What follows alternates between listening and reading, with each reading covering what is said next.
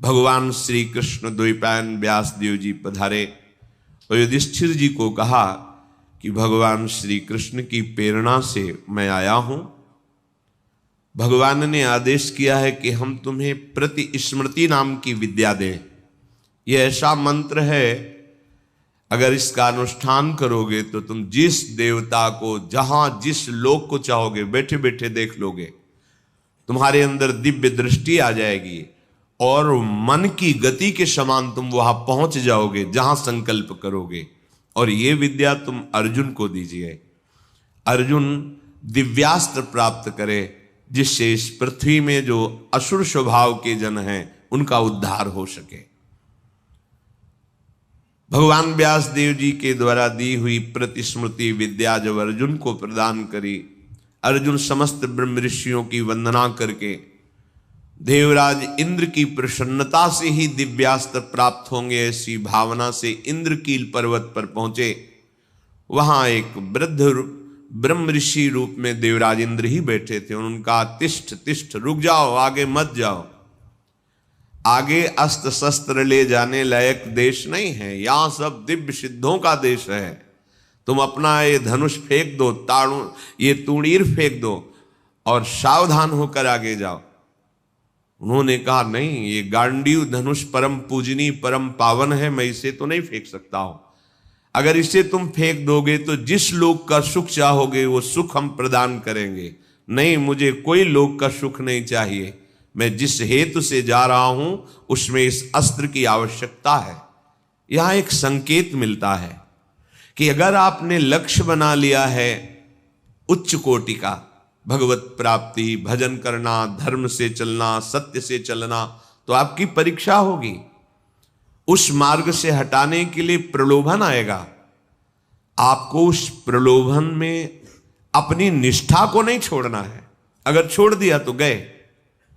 भय भी आ सकता है, भयानक भय आ सकता है, पर अगर आप अपनी निष्ठा पे रहे तो भय केवल दिखावा होगा, आपको दुख नहीं दे सकता। प्रकट हो गए देवराज इंद्र और कहा, मैं कोई ब्रह्म ऋषि नहीं हूं, मैं त्रिभुवनपति देवराज इंद्र हूं। तुम अपनी निष्ठा में अचल रहे, क्या चाहते हो? तो कहा, मैं आपके द्वारा दिव्यास्त्र चाहता हूं।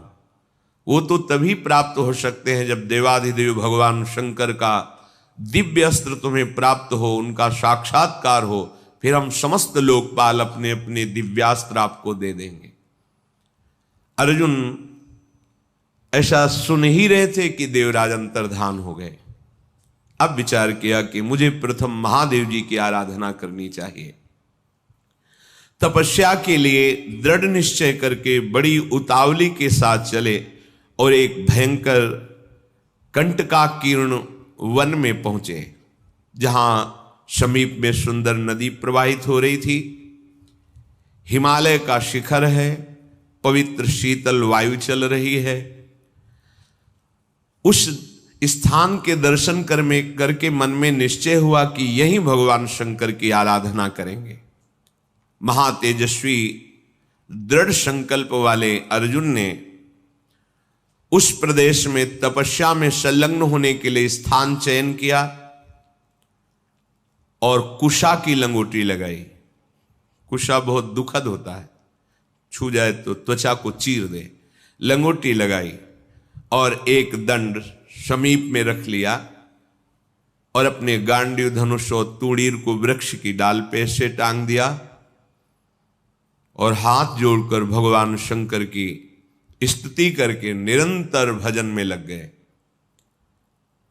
1 मास तक 3 दिन 3 रात कुछ नहीं खाना, उसके बाद सूखा पत्ता लेकर के पाना।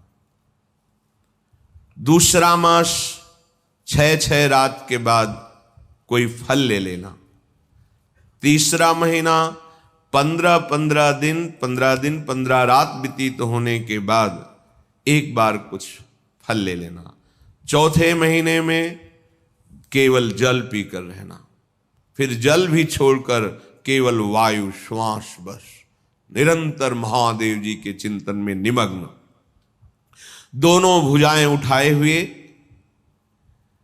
कोई सहारा नहीं, पैर के अंगूठे के अग्रभाग पर खड़े होकर के भगवान शिव के मंत्र का जप करते हुए आकाश की तरफ दृष्टि रखे हुए एकाग्र चित्त से उपासना कर रहे हैं। तदनंतर अर्जुन की भयंकर तपस्या को देख करके वहां रहने वाले जितने ब्रह्म ऋषि थे सब भगवान पिनाकपाणी महादेव जी के समीप गए और महादेव जी को प्रणाम करके कहा, देवाधिदेव, अर्जुन आपके लिए महान तपस्या से युक्त होकर के उपासना कर रहे हैं। हिमालय के पृष्ठभाग में स्थित होकर ऐसी उग्र तपस्या कर रहे हैं कि यदि आपने उनको सांत्वना न दी जो वो चाहते हैं तो दिशाओं में आग पैदा हो जाएगी उनके तप से। हे देव देवेश्वर, हम लोग कुछ समझ नहीं पा रहे हैं कि उनको कैसे शांत करें। वे अपनी तपस्या का संताप प्रकट कर रहे हैं। हम महर्षि जन चिंतित हैं कि यदि वो ऐसी तपस्या में रहे तो आग पैदा हो जाएगी। जैसे ध्रुव जी ने अपनी प्राणवायु बंद कर ली तो त्रिभुवन की प्राणवायु बंद हो गई, तत्काल भगवान को आना पड़ा। पवित्र चित्त वाले इन महर्षियों की जो सदा सबको सुख देने में तत्पर रहते हैं, उनकी बात सुनकर भगवान देवाधिदेव महादेव ने कहा, महर्षियों, मुझे पता है, तुम विषाद मत करो। अर्जुन की तपस्या किसी को कष्ट देने के लिए नहीं है।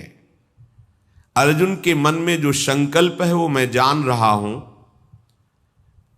वो किसी लोकांतर के भोग की इच्छा से तपस्या नहीं कर रहे हैं। उन्हें जो पाना है वो मैं प्रदान करूंगा। तुम सब शांत चित्त होकर अपने अपने भजन में लगो जाकर। भगवान शंकर का ये वचन सुनकर जितने ब्रह्मर्षि आए हुए थे सब प्रणाम करके अपनी अपनी कुटिया को गए। उन महात्माओं के चले जाने के बाद सर्व पापहारी पिनाकपाणी देवाधिदेव भगवान शंकर किरात वेश धारण किया। दिव्य कांति धनुष बाण धारण किए हुए, मृग चर्म धारण किए हुए, और भगवती उमा भी उसी भेष में साथ में, और साथ में उमा के साथ बहुत सी देवियां और महादेव जी के साथ उनके गण, पर सब किरात वेश में। जे ही भगवान शिव इस वेश में वन में प्रवेश किए तो सारा वन शांत हो गया। खग मृग पशु पंछी वायु जल सबका कोलाहल शांत हो गया, आवाज बंद। एक घुरघुराहट सुनाई दी उस अर्जुन को। तो आकाश दृष्टि करके मंत्र जप कर रहे थे, दृष्टि घुमाई तो देखा है कोई विशाल सुअर उनको मारने के लिए तीव्र गति से आ रहा है। तत्काल अर्जुन ने अपने गांडीव धनुष को उठाया और प्रत्यंचा चढ़ाकर टंकार की, जिसकी ध्वनि उस शांत वन में गूंज गई। अर्जुन ने कहा, ऐ शुकर, मैं तपस्या में लगा हूं, किसी को कष्ट नहीं दे रहा हूं, फिर भी मुझे मारना पड़ेगा, क्योंकि तो बिना अपराध के मुझे मारने के लिए आ रहा है। सुदृढ़ धनुष वाले अर्जुन को प्रहार के लिए उद्यत देखकर किरात रूपधारी भगवान शिव ने सहसा रोका। ऐ वीर, इस शूकर को मैंने पहले शिकार रूप में निश्चित कर लिया है, तुम अपना बाण मत चला देना। परंतु अर्जुन ने किरात के वचन की अवहेलना करके तत्काल भयंकर बाण के द्वारा उस शूकर को बेध दिया। जैसे अर्जुन का बाण वैसे ही किरात वेशधारी भगवान शिव का बाण भी उसी जगह लगा। दोनों के छोड़े हुए बाण से सुवर्ण रूप त्याग करके मूक दानों विशाल पर्वत की तरह वो अपने असली स्वरूप में आकर प्राण त्याग कर गिर पड़ा। उसे अर्जुन को मारने के लिए भेजा गया था। जैसे बिजली की गड़गड़ाहट होती है, ऐसे आवाज करते हुए असुर अपने प्राणों को त्याग दिया। शत्रुनाशक अर्जुन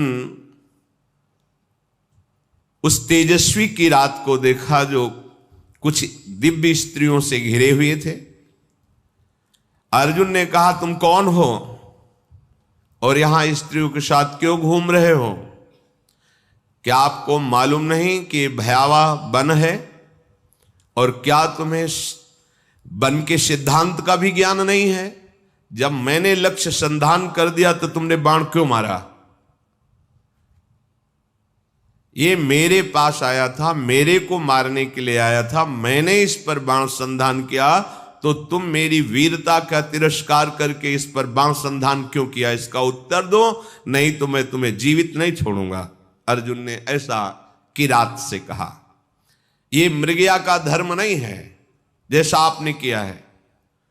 तुम पर्वत निवासी हो, उत्तर दो, नहीं तुम्हें जीवन से वंचित कर देता हूं अभी। अर्जुन के इस प्रकार कहने पर किरात भगवान जोर जोर से हंसने लगे और कहा, बहुत वीरतापूर्व तुम वाणी भी बोलते हो और वीर भी हो, पर मुझे वन में इसलिए कोई भय नहीं लगता कि यही मेरा घर है। वनवासी हूं, किरात हूं, किंतु जब मैंने कह दिया था कि तुम बाण मत चलाना, ये मेरा लक्ष्य है, तो तुम्हारा साहस कैसे इतना हो गया कि मुझ वनवासी की आज्ञा का उल्लंघन करके तुमने बाण संधान कर दिया? तुमने दुष्कर कर्म किया, ये मुझे पसंद नहीं आया। और तुम जो कहते हो कि मुझे जीवन से हाथ धोना पड़ेगा, तो पहले बल का निर्णय कर लेना चाहिए, फिर बाद में निश्चय होना चाहिए। तुमने हमारे बल का निर्णय तो किया नहीं। क्या तुम जानते हो हम में कितना बल है? किरात वेशधारी भगवान ने कहा। अर्जुन ने कहा, तुम्हारे जानने की हमें कोई आवश्यकता नहीं है, मुझे तुम जान लो। मेरा नाम अर्जुन है, मैं गांडीव धनुष को धारण करता हूं, और जब गांडीव मेरे हाथ में हो तो त्रिभुवन में कोई ऐसा नहीं जो मुझे परास्त कर सके। ये हिंसक रूप धारण करके दैत्य मुझे मारने आया था, मैंने इसे मार गिराया, अपराध आपका है। आपने मेरे लक्ष्य पर बाण क्यों मारा? किरात वेशधारी भगवान बोले, मैंने पहले रोका था और बाण संधान करके मैंने मारा है, और तुम मेरे सामने वीरता की बात करो, इसलिए लगता है कि मुझे तुम्हें दंड देना पड़ेगा। अर्जुन ने कहा, ऐसा कौन है त्रिभुवन में जो मुझे दंड दे? हमें लगता है कि तुम्हें प्राणों से कोई प्यार नहीं है, तुम्हें प्राणों से हाथ धोना पड़ेगा। भगवान ने कहा, तुम्हें बल का घमंड है क्या? तुम दूसरों को निर्बल समझते हो क्या? हमें लगता है तुम्हें शक्ति का और बल का गर्व है। तो धैर्यपूर्वक हमारे सामने तुम अपना बल प्रदर्शन करो, मैं खड़ा हूं। पर जब मैं बाण छोड़ूंगा तो तुम खड़े नहीं रहोगे। किरात की ये बात सुनकर अर्जुन को बड़ा क्रोध है कि एक वनवासी किरात हमको ललकार रहा है। तत्काल भगवान शिव का ध्यान करके बाणों का संधान प्रारंभ किया। जितने भी बाण जा रहे हैं उस कोई घाव नहीं पैदा करे, सब लीन होते जा रहे हैं। और बार बार किरात कह रहे और संधान कर। अर्जुन को समझ में नहीं आ रहा कि आज तक तो ऐसा नहीं हुआ। बाण गया, अक्षय तूणीर है, बाण गया, लक्ष्य वेदा तूणीर पे आ गया है। ये तो लीलता जा रहा है। बाण जहां जा वो अंतर्ध्यान उन्हीं के शरीर में होता जा रहा है। अर्जुन ने बाणों की वर्षा झड़ी लगा दी। भगवान जो किरात वेश में कोई चेष्टा नहीं कर रहे, जहां बाण जाता है वहीं समा जाता है, अंतर्धान हो जाता है। 48 मिनट तक बाणों की झड़ी लगाते रहे, कोई खरोच भी नहीं और एक भी बाण वापस नहीं हुआ। सारी बाण वर्षा व्यर्थ देखकर अर्जुन को बड़ा आश्चर्य हुआ और कहने लगे, धन्य है किरात, धन्य है। वास्तविक मैंने ऐसा वीर नहीं देखा तुम्हारे जैसा। हिमालय शिखर के समान तुम निश्चल खड़े हो और महाप्रचंड गांडीव धनुष से छूटे हुए बाण तुम्हें तनिक व्याकुल नहीं कर पाए। शास्त्रों बाण संधान किया पर तुम्हें खरोच नहीं हुई। एकमात्र मेरे आराध्य देव भगवान पिनाक पाणी शिव के सिवा कोई दूसरा ऐसा नहीं हो सकता कि जो हमारे गांडीव धनुष की चोट सह जाए बाणों की। और यदि तुम रुद्रदेव से भिन्न हो तो अब मैं जितने मंत्र जानता हूं, अस्त्र जानता हूं, सबका प्रयोग करके तुम्हें नष्ट कर दूंगा। अर्जुन ने जैसे आग्नेय अस्त्र मिले हुए थे, उन सब अस्त्रों का प्रयोग भगवान शिव पे किया। सैकड़ों दिव्य अस्त्रों का प्रयोग किया, पर सब अंतर्धन जा करके शांत हो जाते। भगवान किरात वेशधारी हंसते हुए बोले, और करो, और बाणों का संधान करो। अर्जुन ने देखा अब तुड़ीर में एक भी बाण नहीं रह गया, तो उन्होंने विचार किया कि भगवान अग्निदेव जी के द्वारा ये दिए हुए खांडोप्रस्थ जलाने के लिए तुणीर थे, इनका अक्षय शब्द नाम है, अर्थात कभी खाली ही नहीं होंगे। तो कर्तुम अकर्तुम अन्यथा कर्तुम सर्व समर्था सा ईश्वर, देवों के भी देव महादेव, एक भी बाण तुड़ीर में नहीं बचा, सारे बाण नष्ट हो गए। अब मैं क्या करूं? ये तो मेरे बाणों को ही लील जा रहा है, तो मैं इस प्रचंड बलशाली धनुष के प्रहार से मारूंगा, धनुष की कोटि से। ऐसा विचार करके अर्जुन ने अपने प्रचंड गांडीव धनुष से प्रहार किया। गांडीव धनुष भी लीन हो गया किरात के शरीर में। कूद पड़े अर्जुन और अपने घूंसे से प्रहार किया। भगवान शिव शांत खड़े हैं।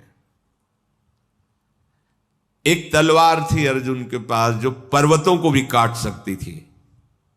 भगवान शिव पे मारा तो कुंठित होकर गिर गई, कहीं खरोच भी नहीं। बड़ा कि आखिरकार अब कैसे इन पर विजय प्राप्त करें। किरात रूपधारी जो भगवान थे, भगवान ने कहा, भी वृक्ष है, शिला है, इनसे प्रहार करो।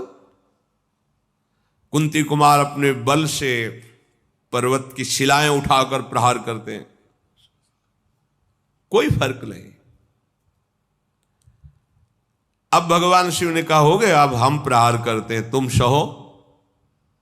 दौड़ करके किरात ने अर्जुन को अपनी भुजाओं में फंसाया और मुष्टि प्रहार किया। बड़ा भयंकर शब्द हुआ, अर्जुन का अंग अंग टूटने लगा भगवान शिव के घूंसे के प्रहार से, मानो उनकी भुजाओं में मूर्छित हो रहे हैं।